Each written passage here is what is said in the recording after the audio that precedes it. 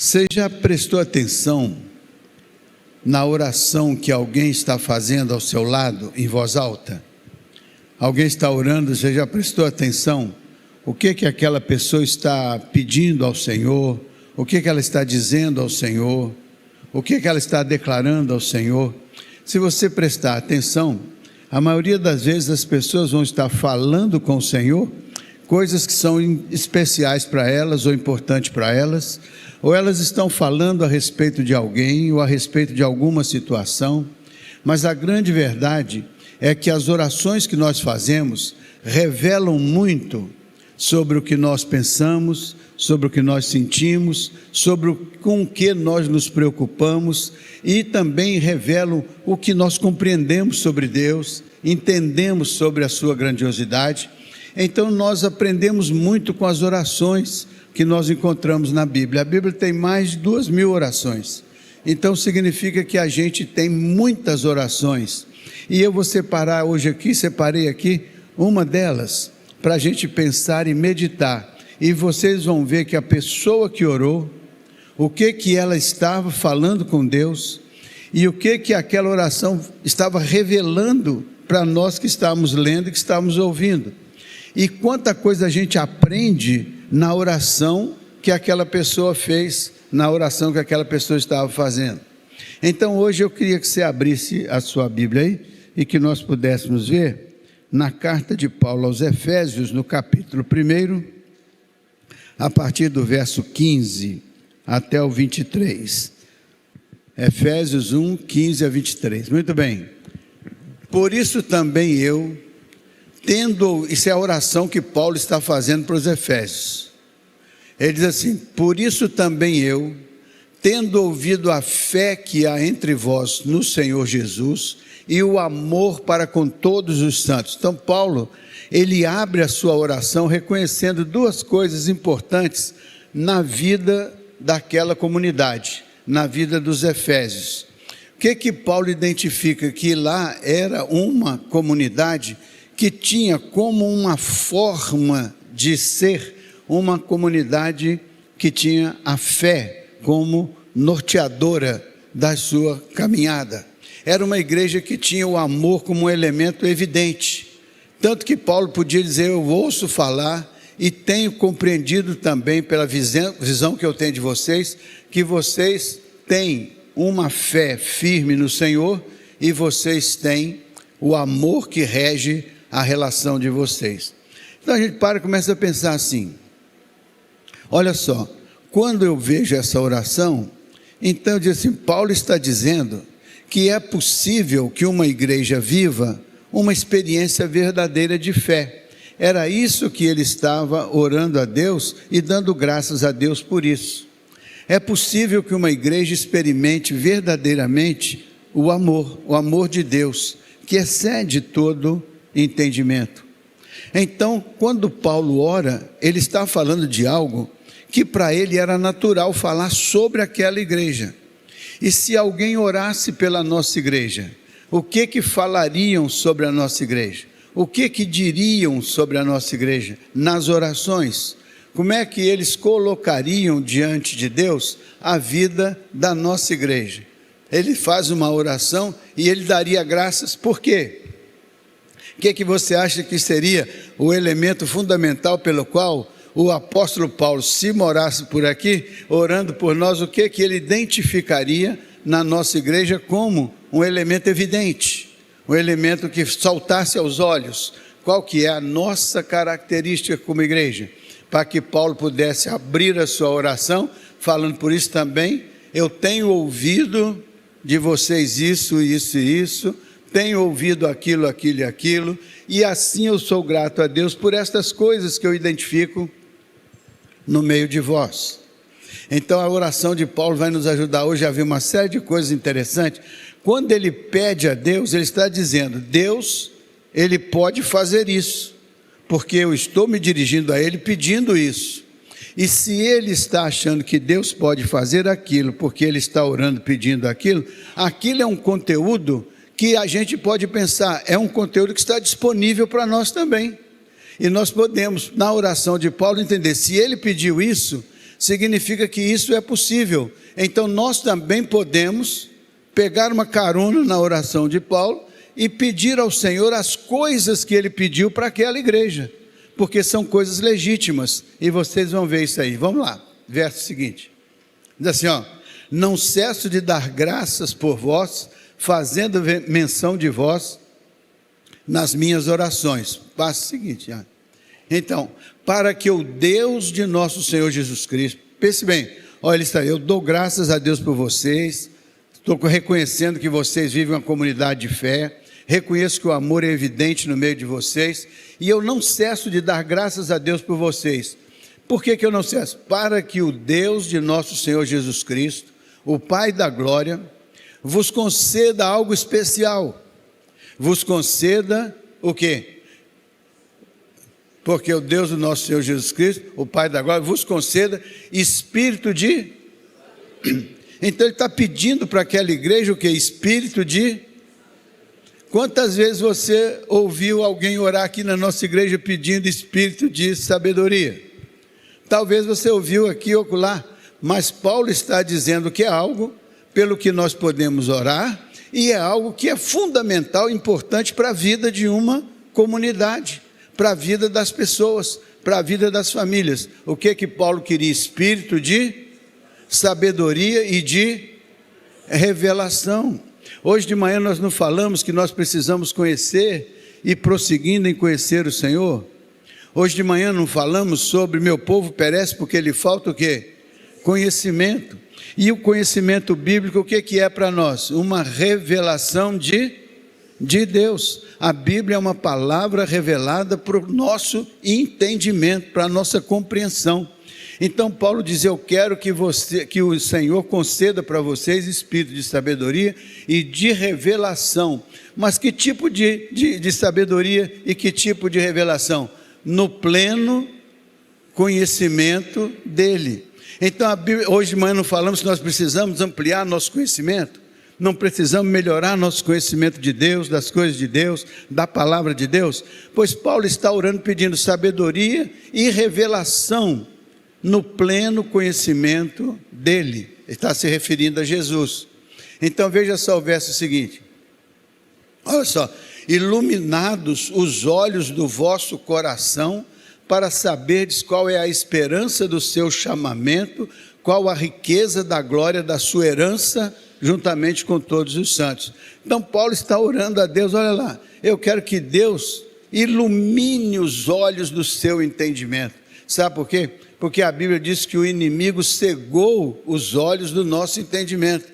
Então Paulo está dizendo, eu peço que os seus olhos espirituais sejam iluminados pela revelação que vem do Senhor, pelo entendimento que vem do Senhor, a fim de que você possa olhar, não somente com os olhos físicos, mas com o olhar do coração, o olhar do seu homem interior, para que você saiba discernir as coisas espiritualmente, como revelações claras de Deus para o seu entendimento. Então Paulo está pedindo ao Senhor um conteúdo espiritual para a vida daquela igreja, e vale dizer, um conteúdo espiritual para a vida de cada um de nós, um conteúdo espiritual para que nós possamos, recebendo a revelação de Deus, ampliar os nossos olhos, para que nós possamos saber qual que é a esperança do nosso chamamento. Nós somos chamados por Deus. Você tem uma clareza do que representa esse chamamento de Deus para integrá-lo no corpo de Cristo? Você sabe que tipo de herança você recebe no momento em que você firma essa aliança com o Senhor? Você sabe o que isso representa no mundo espiritual para a sua vida em particular e para a vida desta comunidade? A maioria das vezes nós não temos essa consciência. E Paulo está orando para que os efésios alcancem essa consciência, porque ele quer que você compreenda qual é a riqueza da glória de Deus, qual é a riqueza da herança de Deus para a sua vida pessoal, para a sua vida particular, para a vida da comunidade. Então Paulo queria que os efésios compreendessem que existe da parte de Deus um espírito de sabedoria, um espírito de revelação, que traz para nós o entendimento daquilo que Deus fez por nós, daquilo que Ele é, daquilo que Ele nos concede, daquilo que Ele nos oferta, para que isso se torne conhecido de nós, para que nós possamos nos apropriar dessa riqueza. Porque se a gente nem sabe que a riqueza existe, como é que a gente vai se apropriar dela? Para apropriar-se da riqueza, é importante que ela seja compreendida por nós, e ela deve ser revelada por nós como algo espiritual da parte de Deus. Então Paulo pede para os efésios terem essa experiência de compreensão desta bênção de Deus, que é disponível para nós, mas que nós muitas vezes não nos apropriamos dela, porque não a conhecemos. Não é assim? Veja o verso seguinte, olha, assim, qual a suprema grandeza do seu poder para nós os que cremos. Então Paulo também estava pedindo a Deus que ampliasse a vida dos efésios, para eles entenderem qual é a suprema grandeza do poder de Deus para conosco. Muitas vezes nós falamos a respeito destas coisas, mas não temos uma experiência profunda de sentir na nossa vida a operação do poder de Deus, de modo que nós possamos dizer, nesse momento, Deus está realizando algo especial na minha vida, e eu percebo na minha vida, na minha mente, no meu coração, o agir de Deus, porque isso é algo que é possível, porque Deus prometeu. Ele disse que Ele estaria conosco, que Ele enviaria o seu Espírito, que Ele não nos deixaria órfãos, que o seu Espírito estaria em nós, que o seu Espírito intercederia por nós até com gemidos inexprimíveis. Então isso tem que ser verdadeiro na nossa experiência, verdadeiro na nossa vida, porque é uma dádiva, e Paulo está pedindo, Senhor, revela isso no coração dos efésios, para que eles saibam a grandeza, a riqueza, a beleza de terem o que o Senhor é e o que o Senhor representa, porque muitas vezes nosso conhecimento sobre Deus, sobre as coisas de Deus, é muito restrito, é muito pequeno, dada a grandeza extraordinária de Deus. Por isso que Paulo diz, ore para que Deus amplie os olhos do seu coração, para que você perceba, para que você entre nesse universo das coisas de Deus, não vendo isso à distância, não vendo isso apenas como uma doutrina, uma teoria, mas vendo isso como uma promessa da qual você pode se apropriar. Olha que coisa linda. Veja mais então, segundo a eficácia da força do seu poder, segundo a eficácia, para nós os que cremos, né, a gente tem essa percepção, conforme ou segundo, de acordo com que é eficácia? Existe a palavra eficiência, né? Segundo a eficiência da forma, mas ele foi mais longe, segundo a eficácia.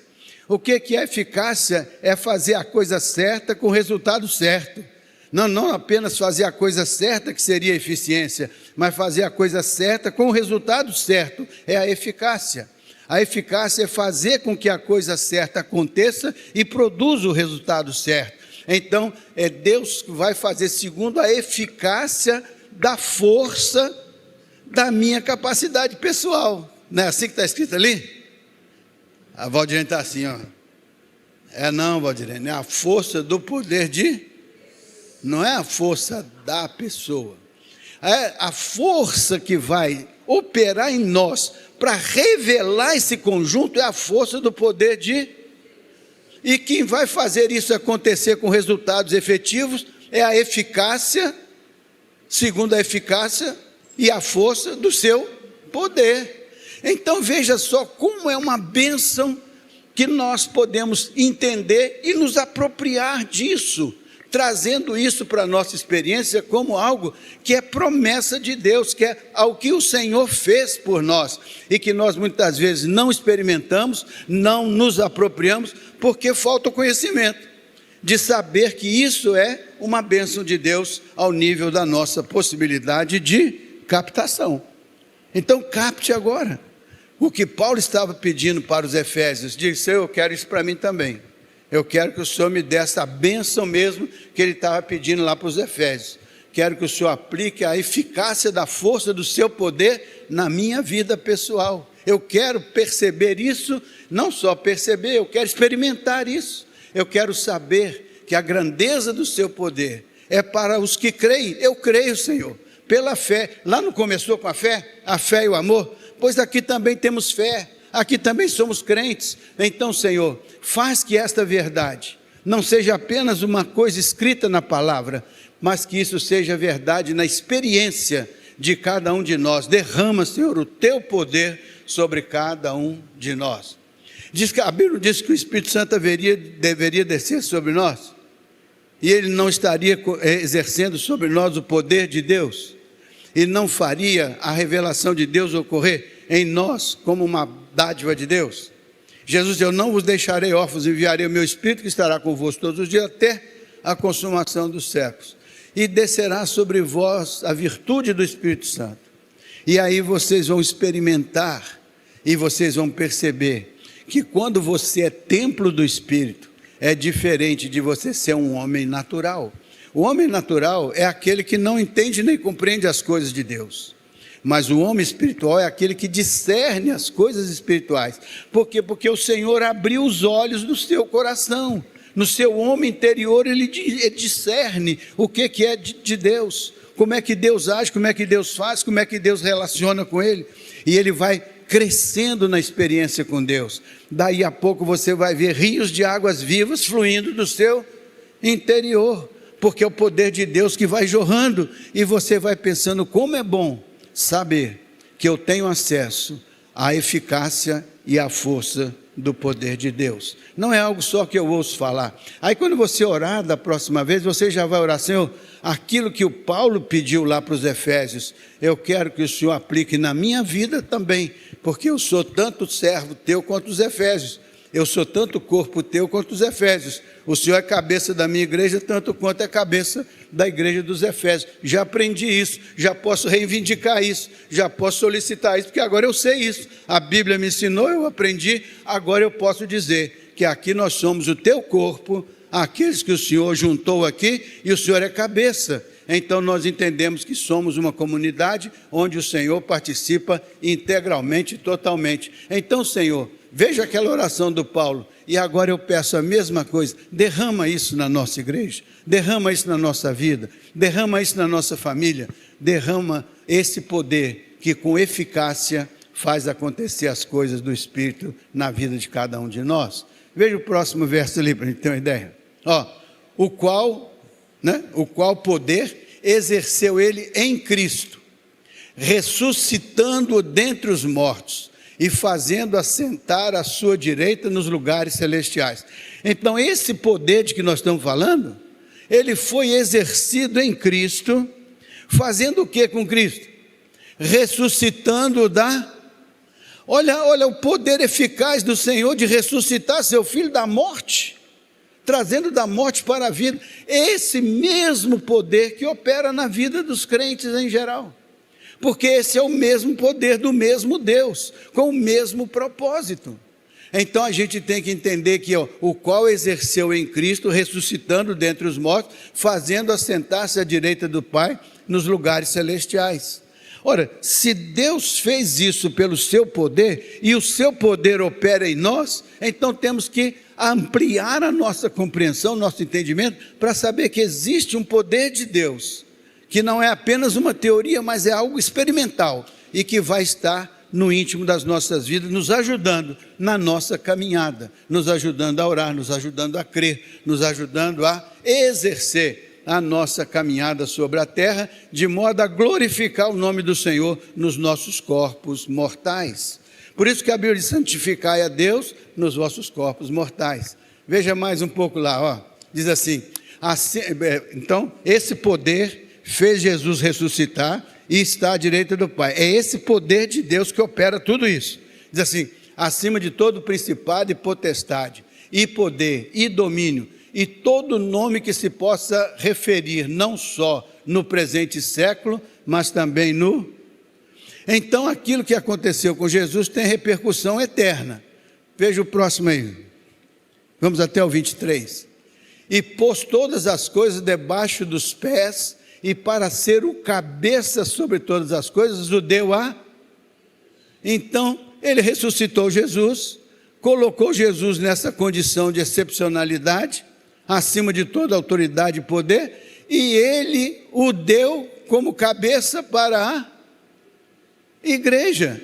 Então você está entendendo que esse Jesus que foi crucificado, que morto, ressuscitou, pelo poder de Deus, foi levado à superlativa condição acima de todos os principados e potestades, e agora diz que todas as coisas estão debaixo dos seus pés, e ele fez tudo isso para ele ser o cabeça sobre todas as coisas, e o deu à igreja para ser o cabeça da...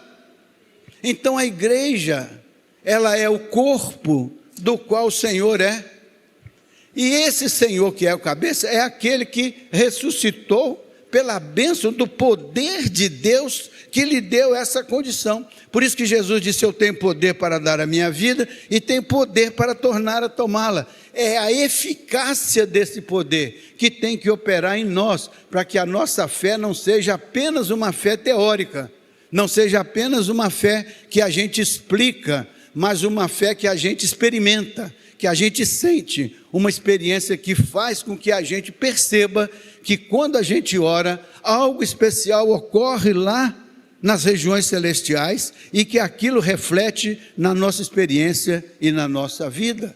Se a gente crê dessa maneira, as orações mudam de figura. Se a gente crê dessa maneira, a crença da gente no poder de Deus amplia, e a gente vai ver obras e coisas de Deus acontecendo de uma maneira mais especial e mais costumeiramente nas nossas vidas e nas nossas experiências, porque nós faremos o caminho que Paulo pediu para os Efésios, e vamos pedir que ele nos dê esse caminho também, para que a gente tenha acesso a essa graça. Porque como é que nós falamos com Deus? Não é através da nossa oração? Como é que a gente usa para falar com Deus? Ele diz assim, você pode chegar perante o trono da graça e usar o meu quê? O meu nome. Porque o nome do Senhor se dobrará todo o joelho, ao nome, diante do nome do Senhor toda a língua confessará, diante do Senhor todo mundo reconhecerá a sua autoridade e o seu poder. Então ele diz assim, quando você for orar, você pode usar o meu nome, eu te autorizo a usar o meu nome, porque isso é uma dádiva que eu te dou. Você é crente, você tem essa herança, você tem esse legado, eu lhe dou o direito de usar o meu nome perante o trono da graça. Por isso que você ora em nome de Jesus, porque Jesus te representa. E como é que Jesus se representa em você? Ele disse, eu não te deixarei órfão, eu enviarei o meu Espírito que estará com você, e o Espírito dele vai entrar em nós, porque a Bíblia diz que nós somos o corpo do Espírito, o templo do Espírito. Jesus disse, eu e meu Pai viremos para vós e faremos em vós morada. Então, se eu oro ao Senhor que me representa no trono, agora eu digo que o Espírito representa Deus na minha experiência pessoal. Aí o ciclo da oração fecha, porque em mim o Espírito intercede até com gemidos inexprimíveis, e lá, em nome de Jesus, eu tenho acesso ao trono da graça. Isso é uma maravilha espiritual, que nós muitas vezes não percebemos, e por não percebermos, não nos apropriamos, e não nos apropriando, perdemos a oportunidade de exercer e exercitar esta experiência espiritual maravilhosa. Faz sentido? Então veja mais, dá mais um pulinho aí. Ó, a igreja, a qual é o seu, o que é o corpo dele? A igreja. Ele deu o Senhor para ser cabeça da igreja, a qual é o seu corpo, a plenitude daquele que a tudo enche em todas as coisas. Então a igreja é a plenitude do corpo de Cristo. Significa que através da igreja ele realiza coisas especiais, maravilhosas. Por quê? Porque o Senhor escolheu usar a sua igreja como instrumento da sua ação no mundo. Não é assim?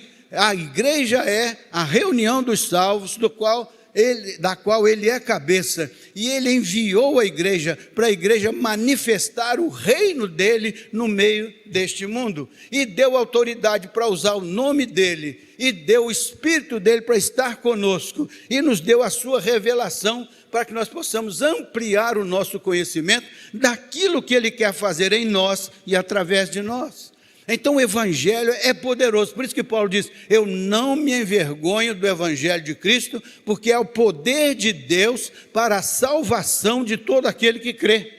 Então o Evangelho é poder de Deus, e a igreja, foi dada à igreja a responsabilidade de cuidar, e Deus deu dons para os homens para que eles possam cuidar das coisas de Deus, cuidar da revelação de Deus, cuidar do poder e da graça de Deus, de tal maneira que ela possa ser dispenseira da multiforme graça de Deus, como está escrito na Bíblia. Dispenseira é como se fosse a dispensa, né? Você dispensa, você entrega. Então a igreja é dispenseira da multiforme graça de Deus, porque Deus escolheu transformá-la no corpo de Cristo e deu dons para ela, a fim de que ela possa exercer esse ministério, tendo a revelação de Deus, tendo a capacitação de Deus, tendo a eficácia do seu poder operando em nós, para que nós possamos ser aquela comunidade segundo o coração de Deus. Faz sentido, gente? Faz sentido? O povo está muito tímido, né? Meio desanimado, né? Mas a eficácia do poder pode operar em você. Faz sentido? A eficácia do poder é isso aí. É para sair daquela coisa mole e despertar para uma novidade de vida. Por isso que a Bíblia diz, quem está em Cristo, nova criatura é. Aquele passado já passou. Por melhor que ele tenha sido, ele é passado, já foi um cheque descontado. Agora você está em Cristo, você é nova criação, e agora o Senhor abre para você uma porta nova. Por isso que a Bíblia diz, eu acho lindo, eis que diante de ti pus uma porta aberta, que ninguém pode fechar. É o poder, ele diz assim, eu sou o alfa e o ômega, sou aquele que abre e ninguém fecha, fecha e ninguém abre.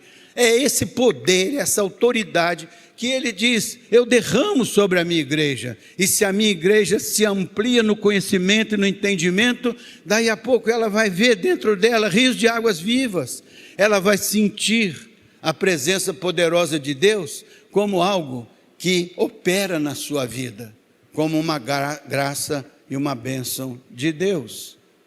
Por isso que a Bíblia diz, santificai-vos hoje, porque amanhã o Senhor fará maravilhas no meio de vós. Então, maravilhas no meio de nós depende, santificai-vos hoje, glorificai a Deus nos vossos corpos mortais, transformar nosso vaso nas mãos do oleiro, como um vaso que se esvazia de tudo e qualquer outra coisa e se disponibiliza para Deus, enchê-lo com todas as coisas que vão glorificar o seu nome e vão fazer aquilo que é bom, perfeito e agradável. É o vaso nas mãos do oleiro, né? Então, vamos ver o finalzinho aí, agora está no 21, né? 21? 23, então terminou. Agora eu queria que você fosse, para encerrar, eu queria que você desse um pulinho lá para o capítulo 3, verso 14 até o 21. Essa é a segunda oração que Paulo vai fazer pelos Efésios. Aqui foi a primeira, agora ele vai fazer a segunda. Lá você já viu o que ele pediu a Deus, você já viu o que ele falou com os Efésios, agora você vai continuar vendo, que isso aqui é a segunda oração que ele faz. Por esta causa, e ele vai falando da causa que é a igreja dos Efésios. Por esta causa me ponho de joelhos diante do... Então Paulo está dizendo, eu fico de joelhos diante do Pai e vou orar por vocês, Efésios, vou orar por vocês. E por via de consequência, eu vou orar por todos aqueles que estiverem lendo essa carta no futuro. Nós hoje aqui. Olha lá, vamos lá. Ó, me põe de joelho diante do Pai, de quem toma o nome toda a família, tanto no céu como na... Então nós somos família de Deus, tomamos sobre nós o nome do Senhor, O Senhor colocou o nome, Ele nos deu o nome dEle que nós temos autoridade de usar. Então isso significa que Paulo está dizendo, quem toma o nome, dos quais crentes que tomam o nome, toda a família, tanto no céu como na terra. Veja o seguinte, ó, é assim, para que segundo a riqueza da sua glória, olha só, vos conceda que sejais fortalecidos com poder, mediante o seu espírito no seu homem interior. Olha aí, não tem mais claro do que isso. Paulo está orando dizendo, olha, para que segundo a riqueza da sua glória, Ele vos conceda que sejais fortalecidos, fortificados com poder, aquele mesmo poder que ele mencionou lá. É a eficácia do poder de Deus com o mesmo poder. Sejam fortalecidos com poder, mediante o seu Espírito Santo no seu homem interior. Por isso que a Bíblia diz que nós temos que nos despir do velho homem e nos vestir do novo homem, recriado em Deus. Por isso que é nova criatura. E este homem interior é lá onde a palavra de Deus vai. A palavra de Deus é uma espada penetrante que vai até o interior da alma, lá no homem interior, e serve para discernir as intenções do coração, serve para trazer revelação, para que nós possamos ver, sentir e compreender tudo que o Senhor quer para nós e quer fazer através de nós. Olha só, veja o próximo. E assim, habite Cristo no vosso. Então Cristo não vai habitar aqui ou acolá, Ele vai habitar no seu. Habite Cristo no vosso coração pela fé, estando vós arraigados e alicerçados em quê? O que é arraigados? Enraizados. Arraigado quer dizer enraizados, arraigados, alicerçados. O que ele orou lá atrás? Dou graças a Deus pela sua fé e seu amor. Agora o que ele está dizendo aí? Que assim habite Cristo no vosso coração pela fé que eu vejo em vocês. Vocês vão ter a possibilidade de experimentar isso aí, estando vós arraigados e alicerçados em.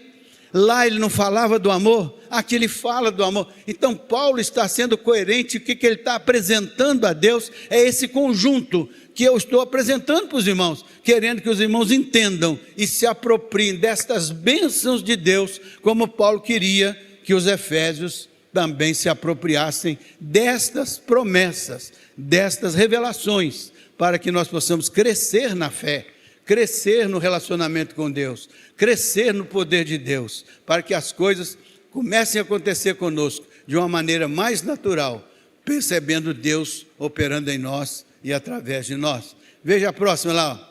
A fim de poder, olha só, tudo isso é importante para vocês terem uma compreensão, a fim de poderes compreender com todos os santos, ou seja, não é cada um isolado não, é todo mundo junto entendendo, é a igreja entendendo, é o corpo de Cristo entendendo, é a turma toda entendendo, ó, compreender com todos os santos qual é a largura, o comprimento, a altura e a profundidade, e conhecer o amor de Cristo que excede todo entendimento, para que sejais tomados de toda a plenitude de Deus. Então você tem que conhecer o amor de Deus, você tem que conhecer para você ser tomado de toda a plenitude de Deus. A plenitude de Deus pode estar à sua disposição, mas sabe o que acontece? A plenitude de Deus é limitada pela sua limitação. Deus está pleno, mas você não pode percebê-lo, porque seus olhos não enxergam, seus corações não sentem, sua experiência não abarca. Então Ele está à porta e bate. Se alguém ouvir a voz, Ele abre, entra, ceia conosco e nós ceamos com Ele. Partilhamos das nossas ceias. Ele traz a aliança dele, a parte da aliança que lhe pertence, e eu levo a parte da aliança que me pertence, e nós formamos uma grande aliança. Então, veja só o próximo agora. Quando é que termina isso aí? Deixa eu ver aqui quando é que termina. Termina no 21. 20. Ora, aquele que é poderoso, quem é que vai fazer isso conosco? Aquele que é poderoso para fazer infinitamente mais do tudo que nós pedimos ou que nós pensamos, conforme o seu poder que opera em nós. É o mesmo poder que ressuscitou Jesus, é o poder que opera em nós. Agora, quem é que vai operar isso em nós? Ora, aquele que é poderoso para fazer infinitamente mais do que tudo quanto nós pedimos ou pensamos, conforme o seu poder que opera. Ele pode fazer. Deus tem potencial de fazer muito mais coisas do que nós imaginamos ou pensamos. E agora veja o encerramento. A Ele seja a glória na igreja e em Cristo Jesus, por todas as gerações, para todos sempre. Amém. Olha aí que coisa mais linda. A Ele seja a glória na igreja. Então a igreja tem que ser chamada, toda ela, a se consagrar ao Senhor, toda ela santificar-se ao Senhor, toda ela ser corpo vivo de Cristo, onde o poder de Deus possa operar pela fé, pelo amor, a fim de que o Senhor tenha liberdade de fazer tudo mais do que nós imaginamos ou pensamos.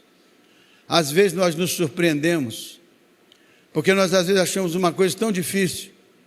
Está difícil fazer isso, está difícil fazer aquilo. Aí o Senhor levanta uma pessoa, vai lá e faz. Aí você fica pensando, mas puxa vida, não imaginei.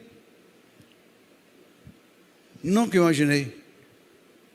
Mas Deus não depende da minha imaginação.